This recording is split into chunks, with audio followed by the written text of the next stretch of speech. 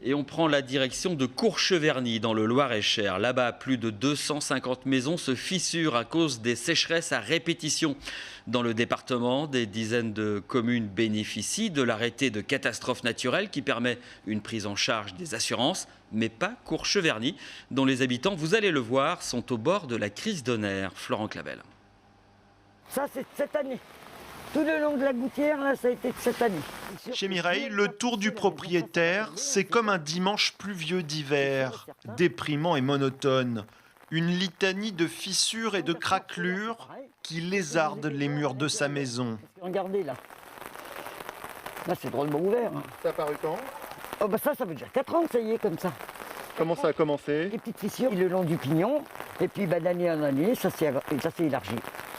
4 ans à entendre sa maison craquer, la voir se déformer. En cause, un terrain argileux qui bouge en permanence sous l'effet des sécheresses et des pluies d'hiver.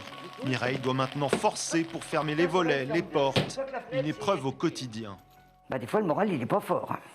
Quand vous voyez, je vous dis, là, quand je vois l'été arriver, je me dis, alors, attends, des fois, je les mesure. Et en fin de saison, fin d'été, je me dis, attends, ça s'élargit d'1 centimètre. Et à Courcheverny, la retraitée est loin d'être un cas isolé. Au total, plus de 250 maisons lézardées et chaque année, de nouveaux dossiers pour Nelly Deben. Avec le maire, cette habitante se bat pour que la commune obtienne la reconnaissance de l'état de catastrophe naturelle. Elle permettrait une prise en charge des travaux par les assurances. Sauf que depuis 2015, la commune est systématiquement recalée. Incompréhensible. Que les gens viennent voir sur place, que les responsables viennent vivre avec nous ce que l'on vit. Aujourd'hui, on est complètement abandonné. On a fait des économies pendant toute une vie de travail pour obtenir au moins une maison. Et aujourd'hui, on n'a plus rien du tout parce que nos maisons sont invendables. En Loir-et-Cher, rien que l'an dernier, 54 communes ont bénéficié de l'arrêté, notamment Célette, limitrophe de Courcheverny. Ce qui interpelle le maire. Les mouvements de terrain s'arrêtent-ils aux frontières administratives? Sur quels critères météorologiques la commission interministérielle se base-t-elle? Les multiples lettres au ministre de l'Intérieur n'ont pas permis d'éclaircir ce mystère.